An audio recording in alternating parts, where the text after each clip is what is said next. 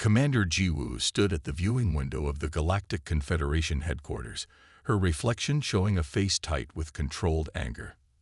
The massive space station orbited a neutral world, its curved halls filled with representatives from over 200 spacefaring species. She watched alien diplomats pass by, many purposely avoiding eye contact with the human in their midst. Another productive day representing the interests of Earth. The voice behind her dripped with mockery. Jiwoo turned to face High Admiral Vex of the Draconian Empire. The tall, scaled being looked down at her, mandibles twitching in what passed for amusement among his kind. "As productive as can be expected, Admiral," Jiwoo replied evenly. "I reviewed your proposal for Earth to join the Confederation Defense Committee." Vex's 4 eyes blinked in sequence. "Quite amusing. Your ships can barely achieve reliable faster-than-light travel, yet you wish to sit at the table with civilizations that have been crossing galaxies for millennia."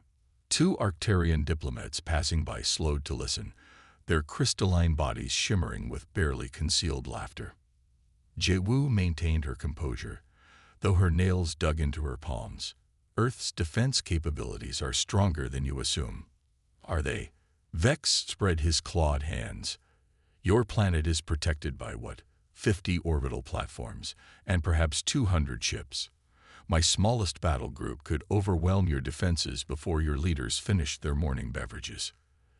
The Arcturians were openly chuckling now, their translators converting the sound to a tinkling of bells. "Perhaps your assessment is incomplete," Jiwoo said. Vex leaned closer, his breath hot and smelling of metal. "I've studied your blue backwater planet for decades, Commander. There is nothing about Earth that impresses me or any other member of this confederation. Your continued insistence on being treated as equals is the only entertainment humans provide." A chime sounded, signaling the start of the day's assembly. "If you'll excuse me," Jiwoo said, stepping around the towering alien. Vex's voice followed her down the corridor. "Remember your place, human. It's at the bottom of the galactic hierarchy, just like your planet's position at the bottom of that vast, useless ocean you're so proud of." The assembly hall was arranged in tiers, with the most powerful and advanced civilizations occupying the lowest level closest to the speaking floor. Earth's seat was in the uppermost tier, alongside other developing species, barely considered worth acknowledging. As Jiwoo took her seat, the Draconian representative was giving a presentation on security concerns in the Orion Arm. "And therefore, we propose expanded Draconian oversight of less developed regions, including Sol System and its surroundings." Several delegates nodded in agreement. The Draconians have been slowly expanding their influence for years, absorbing weaker systems into their protection zone. When the session opened for comments, Jiwoo pressed her request button. After deliberately passing over her for 3 other speakers, the moderator finally acknowledged her. "The representative from Earth may speak." Briefly. Jiwoo stood. "The Sol System respectfully declines the offer of Draconian oversight. We are capable of managing our own security." Laughter rippled through the chamber. The Draconian speaker, a military commander named Kral, didn't bother hiding his amusement. "With what? Your handful of ships. Your primitive weapon systems. Perhaps you plan to throw water at invaders." More laughter. "Our defensive capabilities are sufficient," Jiwoo replied stiffly. "Forgive me, Earth representative," called out a delegate from the Mabari Collective, "but our scans show your technology is at least 300 years behind Confederation standards. What possible defenses could you mount against modern threats?" Jiwoo pressed her lips together. "Not all defenses are visible to standard scans." This produced the loudest laughter yet. Even the usually solemn moderator seemed to be fighting a smile. "The Earth representative appears to believe in invisible ships," Kral said, prompting more amusement. "Perhaps they're magical too." Jiwoo felt her cheeks burn, but years of diplomatic training kept her voice steady. "Mock us if you wish. Earth stands by its position." After the session, Jiwoo retreated to her small office in the Earth delegation's modest quarters. She activated her secure communications terminal, connecting to United Earth Defense Headquarters deep beneath the Pacific Ocean. Admiral Kang's weathered face appeared on screen. "How are our friends at the Confederation today?" "The same," Jia-Wu reported. "The Draconians are pushing for oversight of our system, more thinly veiled colonization." Kang nodded gravely. "Their fleet movements support your assessment. 3 battle groups have moved closer to our outer detection buoys in the past week. They think we're defenseless." Ji-Wu's voice was tight. "If they knew about Project Leviathan—" "Which they must not," Kang interrupted. "Not yet. How much longer can you stall them diplomatically?" Ji-Wu sighed. "Maybe 2 months. Their patience is wearing thin, and they're not taking our objections seriously. 2 months should be enough. The final ships will be ready by then." Admiral Kang leaned closer to the screen. 30 years of work, Ji-Wu. 30 years of letting them think we're weak while we built something they cannot imagine. Ji-Wu thought of High Admiral Vex's mocking words about Earth's oceans. If only he knew that beneath those vast waters lay humanity's greatest achievement, a fleet of ships using technology the Confederation believed impossible for humans to develop. "Maintain the charade a little longer," Kang said. "Let them laugh. Their laughter will stop soon enough." As Ji-Wu ended the transmission, she allowed herself a small smile. The aliens were right about one thing. Humans were far behind in space-based technology. But they had completely overlooked what humanity could build in the one place none of them bothered to explore: Earth's oceans. The aliens had never considered that water itself could shield certain energy signatures, or that the crushing depths could forge materials stronger than anything their space-based factories produced. They never imagined that humans, feeling vulnerable after first contact, would pour their resources not into matching alien space technology, but into creating something entirely different, something that would soon rise from the depths and change the balance of power forever. Dr. Hejun moved his hand through the holographic display, rotating the 3-dimensional model of the quantum drive core. Around him, the control center of Project Leviathan hummed with activity. 200 meters beneath the Pacific Ocean, this command hub was carved into the wall of an underwater canyon that didn't appear on any official map. "Power fluctuation in Section 7, called out one of the engineers. "It's the cooling system again." Hejun nodded without looking up. "Reroute through the secondary lines. We can't afford any heat signatures today." The massive window that formed one wall of the control center looked out into the underwater shipyard. Lights illuminated the dark water, revealing the massive shape of the UES Poseidon. At 3 kilometers long, it dwarfed even the largest surface vessels humans had ever built. Its black hull absorbed light rather than reflected it, making it appear like a ship-shaped hole in reality. "Dr. Hejun," a voice called from behind. "Captain Du-hyun is requesting your presence aboard the Poseidon. Final checks before tomorrow's test." Hejun looked up from his work. "Tell him I'll be there in 20 minutes. As the messenger left, Hejun turned to his assistant. "Tae-young, finish the calibrations on the quantum field stabilizers. If the aliens detect our test run tomorrow, 30 years of work will be wasted." Tae-young nodded seriously. "Yes, Doctor." Hejun made his way through the underwater complex, passing hundreds of scientists and engineers. Most had lived here for years, their families relocated to the surface facilities disguised as oceanographic research stations. The sacrifice was enormous, but the stakes were higher. He boarded a small transport sub that carried him through the water to the Poseidon. As he approached the massive vessel, he still felt awed despite having watched it being built. What had begun as a desperate plan after first contact had evolved into humanity's greatest achievement. The transport docked with the larger ship, and Hejun stepped through the airlock. A young officer was waiting. "Captain Do-hyun is on the bridge, sir." The corridors of the Poseidon were wide and brightly lit, a stark contrast to the dark water outside. Crew members moved with purpose, running final checks on systems that had never been tested at full capacity.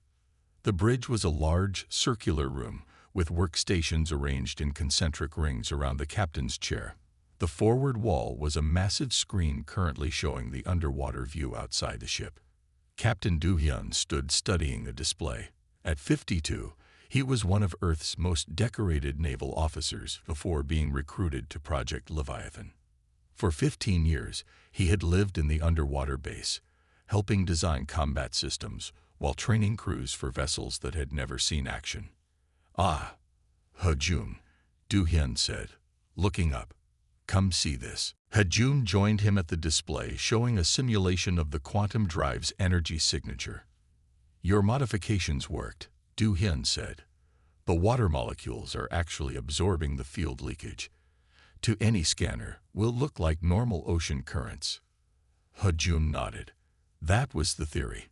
Water is the perfect shield against their technology. They're space dwellers. They've never bothered to explore what water can do to energy fields. And the weapons systems. Ready for testing. The supercavitation torpedoes can break water to space without losing velocity. The energy cannons are calibrated for both underwater and vacuum operation. Do-hyun's face was serious. "And you're certain the Draconians can't detect any of this?" "They've never bothered to look," Hejun said simply. "Their arrogance is our advantage. They scanned our oceans once, decades ago, and decided they were empty of technology. Since then, they've only monitored our space activities." A young officer approached. "Captain, Admiral Kang is requesting to speak with you and Dr. Hejun." They moved to a private communication room where Admiral Kang's face appeared on the screen.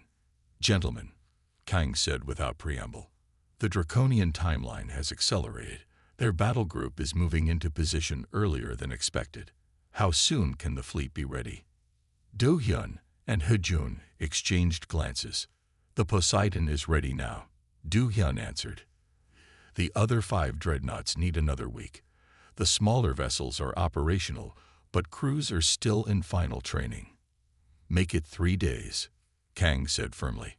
"Our intelligence suggests the Draconians plan to announce their protection of Earth at the next Confederation Assembly. Once that happens, their ships will enter orbit with or without our consent." Hejun felt his stomach tighten. 3 days is possible, but risky. The quantum drives haven't been tested at full power in coordinated fleet movements. "The alternative is surrender or destruction," Kang replied. "Commander Jiwoo has bought us all the time she can." After the call ended, Hejun and Do-hyun walked to the observation deck. Through the reinforced windows, they could see other massive ships taking shape in the underwater construction base. 15 years of my life," Do-hyun said quietly. 15 years preparing for a war I hoped would never come." Hejun nodded. 30 years for me, since the day they first arrived, and I realized how vulnerable we were." "Do you ever wonder if we've become what we fear?" Do-hyun asked. "Building weapons in secret, preparing to surprise them, just as we feared they would surprise us." "Every day," Hejun admitted. "But I remember what happened to the Centauri colonies when they refused Draconian protection. Their ships weren't there to help. They were there to take control." Do-hyun's hand rested on the cold glass. 3 days, then. 3 days until we show the galaxy what humanity has been doing beneath the waves. In the water beyond the window, the lights illuminated hundreds of vessels, from small, agile attack craft to the massive dreadnoughts like the Poseidon. 500 ships built in absolute secrecy, crewed by sailors who had trained for years without ever taking their vessels into battle. "I'm going to check the quantum drive alignment," Hejun said. "If we're launching in 3 days, everything must be perfect." As he walked back through the ship, he passed crew members who had no idea their waiting was nearly over. Soon, these undersea vessels would rise to the surface, and then beyond, into space where the arrogant aliens who had dismissed humanity would learn what had been hiding beneath Earth's oceans all along. The Draconian ambassador stood tall and imposing in the center of the United Earth Council chamber. His scaled skin gleamed under the lights, 4 eyes fixed on President Yunji with cold calculation. Behind him, 3 Draconian guards stood at attention, their presence a reminder of their military might. The terms are simple. Ambassador Krell said, his translator converting his clicking speech into smooth human language. Earth will surrender mining rights to your asteroid belt, all lunar installations, and exclusive access to your oceans for resource extraction. The council chamber remained silent. 50 representatives from Earth's unified nations sat in a semicircle, their faces showing a mix of anger and resignation. This moment had been long expected. "And if we refuse?" President Yunji asked, her voice steady. Krell's mandibles twitched in what passed for a smile among his kind. "Then we will be forced to pacify your world. The Draconian Empire cannot allow untapped resources to remain in the hands of species who lack the capacity to use them properly." "How generous of you to offer us a choice," Yunji said. The ambassador either missed or ignored her sarcasm.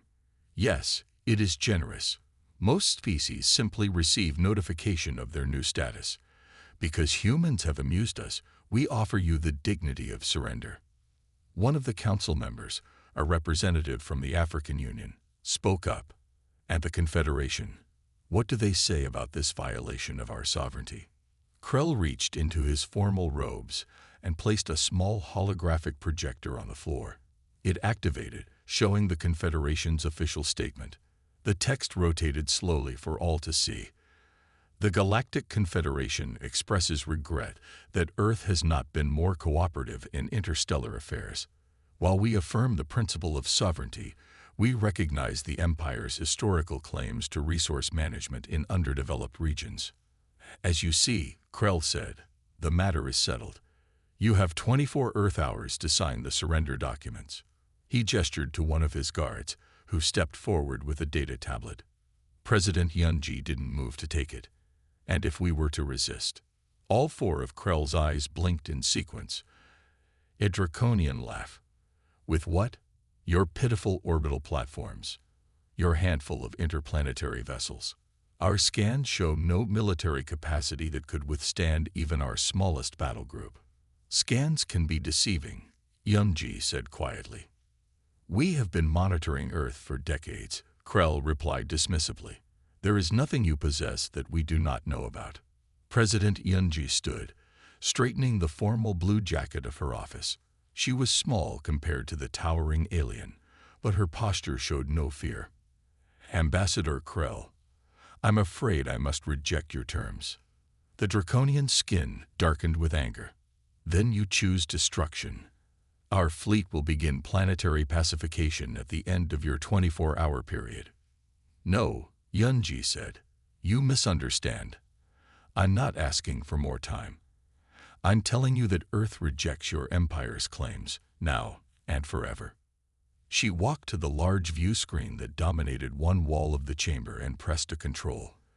The screen lit up, showing a live feed from a coastal city. The view focused on the ocean. "What game is this?" Krell demanded. "No game, Ambassador. Just a demonstration of what your scans have missed." On the screen, the ocean began to churn. Massive bubbles rose to the surface as giant sections of the seafloor slid apart. Water cascaded off enormous dark shapes that began to rise. Krell stepped closer to the screen, mandibles clicking rapidly. "What trick is this? What are we seeing?" "The end of your Empire's contempt for humanity," Yunji said calmly. The view switched to another location. The Mid-Atlantic. The same scene was playing out there. Enormous vessels, sleek and black, rose from the depths. Then another view, the Pacific, the Indian Ocean, coastlines around the world. Krell's translator couldn't keep up with his rapid clicking. When it caught up, his voice had lost its arrogance. "Impossible. Our scans showed no vessels of this size. No construction facilities capable of building them.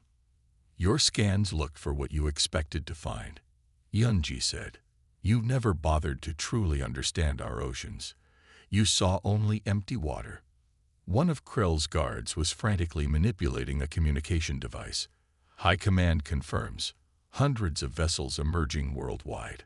Size and configuration unknown." On the screen, the first vessel had fully surfaced. It was enormous, easily 3 kilometers long, and shaped like no Earth ship the Draconians had ever seen.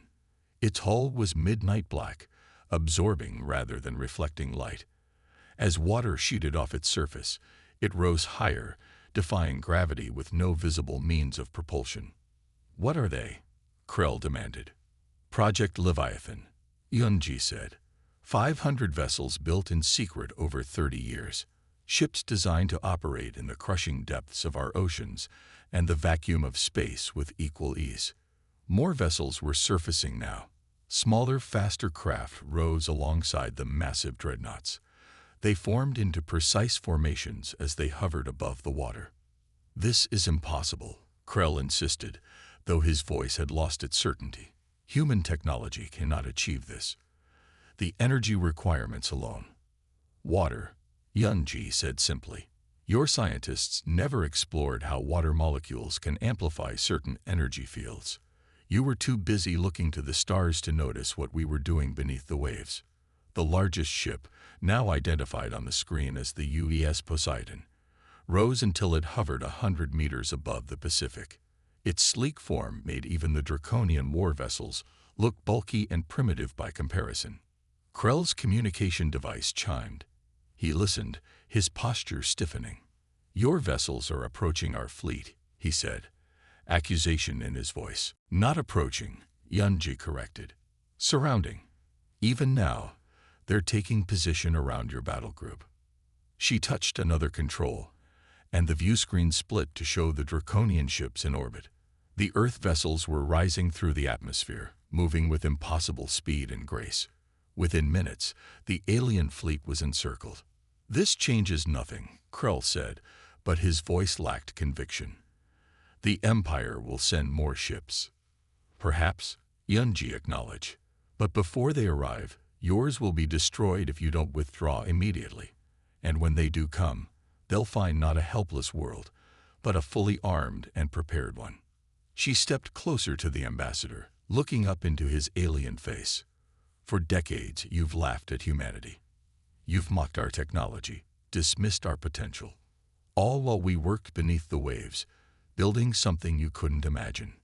Krell's mandibles clicked rapidly as he turned to leave. "Ambassador," Yunji called after him, "tell your empire that Earth is not available for pacification. Not today. Not ever."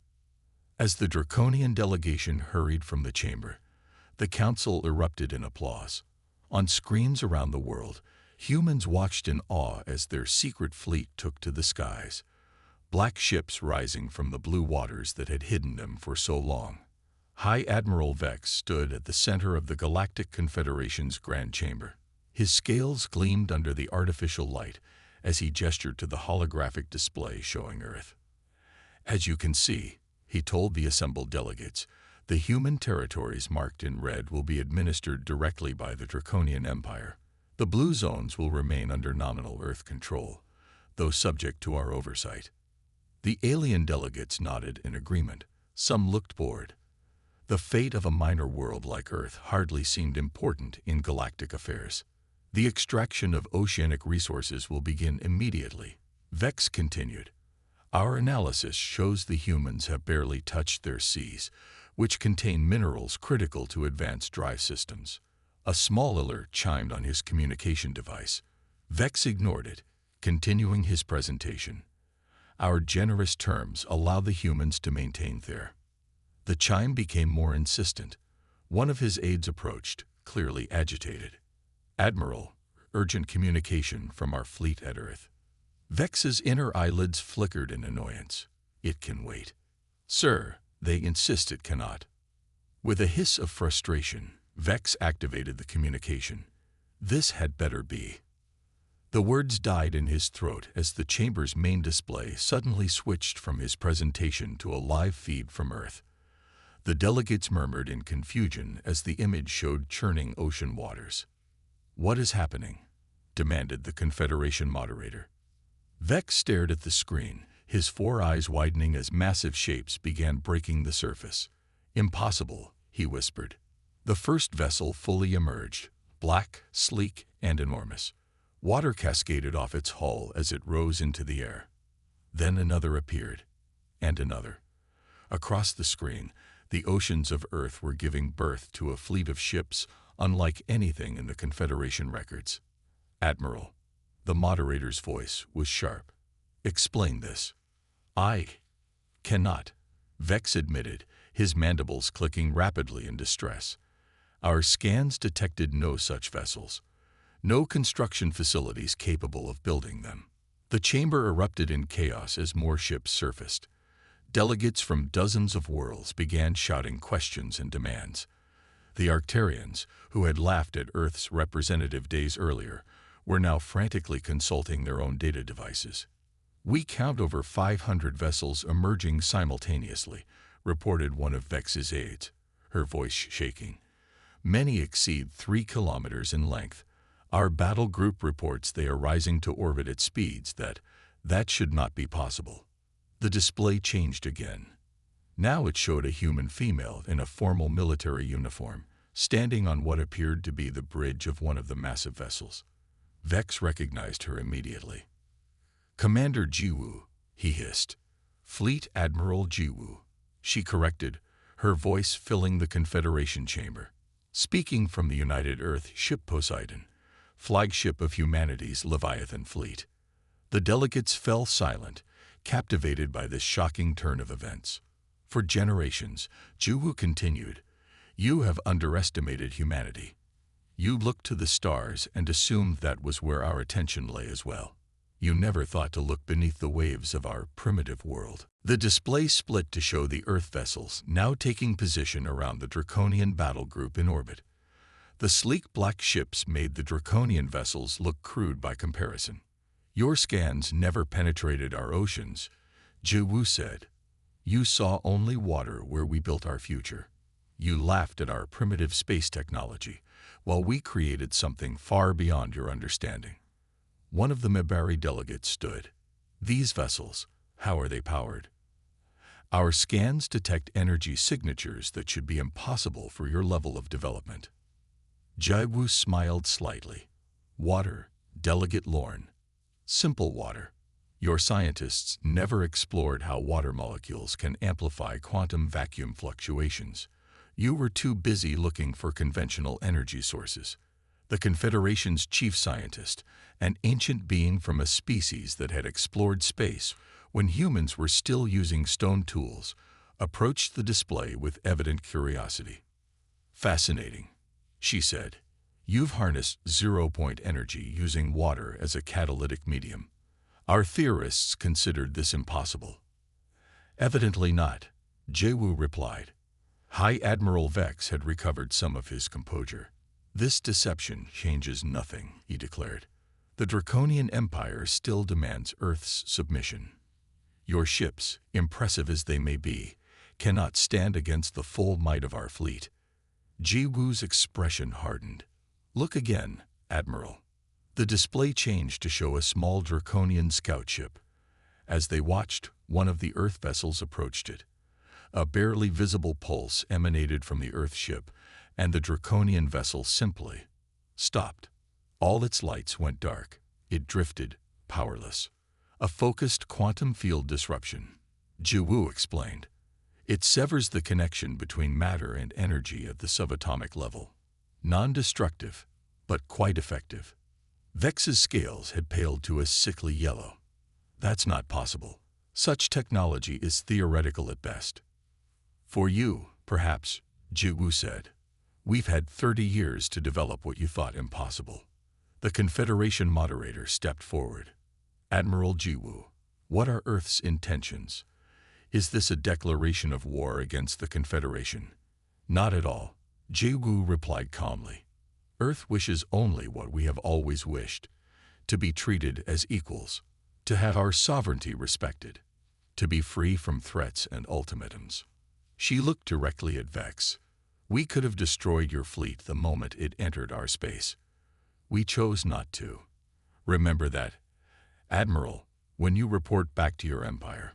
On another part of the display, the Earth ships continued to take formation around the planet. They moved with impossible grace, their black hulls seeming to absorb both light and sensor scans. The draconian demand for Earth's surrender is rejected, Ji Woo stated firmly. Our fleet will remain deployed until your battle group withdraws from our system. Any hostile action will be met with immediate response. An aide whispered urgently to Vex, who seemed to deflate as he listened. Our sensors have analyzed their weapons systems, he admitted to the chamber. They appear to incorporate principles our scientists have only theorized about.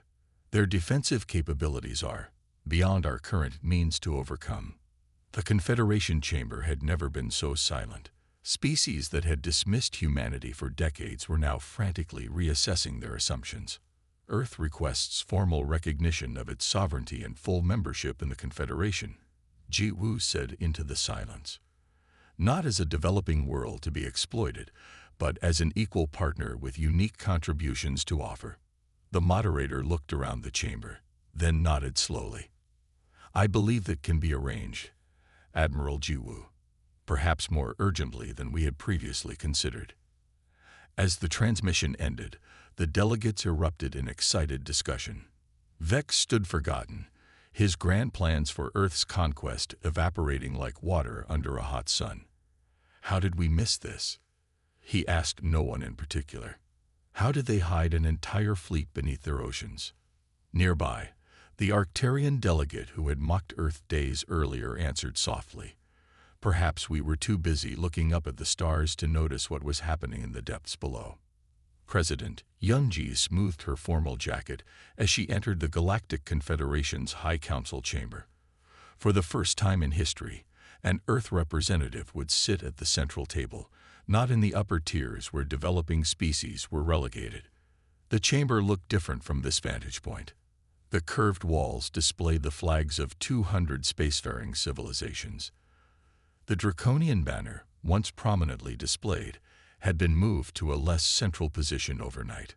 President Yunji of Earth announced the Confederation moderator. Approach and be recognized. Yunji walked forward with measured steps. The eyes of countless alien species followed her movement. Some looked curious, others worried, a few openly hostile. The draconian representatives sat stiffly, their scales a dull gray color that indicated deep distress. Earth thanks the Confederation for this recognition, Yunji said, taking her seat at the table. We look forward to productive cooperation. The moderator nodded. The emergency session regarding Earth's status is now open. The Draconian Empire has withdrawn its ultimatum and requests to make a statement. High Admiral Vex rose from his seat. His once proud posture was diminished, his 4 eyes blinking rapidly. The Empire acknowledges Earth's unexpected capabilities, Vex said, his translator struggling to hide his discomfort. We withdraw our claims to Earth's resources and recognize its sovereign status. We request normalized diplomatic relations. Murmurs spread through the chamber. Such a rapid reversal from the mighty Draconians was unprecedented. Earth accepts, Yunji said simply. The Arcturian delegate, crystal body shimmering with nervous energy, spoke next. What we all wish to know, President Yunji, is why. Why maintain the pretense of weakness for decades? Why build such a fleet in secret? Yunji looked around the chamber before answering. When humanity first joined the Confederation, we observed how you treated those you perceived as weak. We saw resource-rich worlds stripped of their rights, species deemed primitive pushed aside. You showed us what kind of galaxy we were joining. She paused, letting her words sink in. We hid our strength not out of fear, but because we wanted to understand the true nature of this confederation. Your treatment of those you perceived as weak told us everything we needed to know. The chamber was silent. Earth does not seek dominance or revenge, Yunji continued. We want only respect and fair treatment, for ourselves and for all species. The Mabari delegate leaned forward. And your fleet? Will it now join Confederation Defense Forces? Most of our vessels are returning to their underwater bases, Yunji replied. A small contingent will remain in orbit as our contribution to mutual defense. The rest of the session focused on practicalities. Trade agreements were hastily revised, technology exchange protocols established, diplomatic missions arranged. Species that had ignored Earth for decades now competed for the first official visits.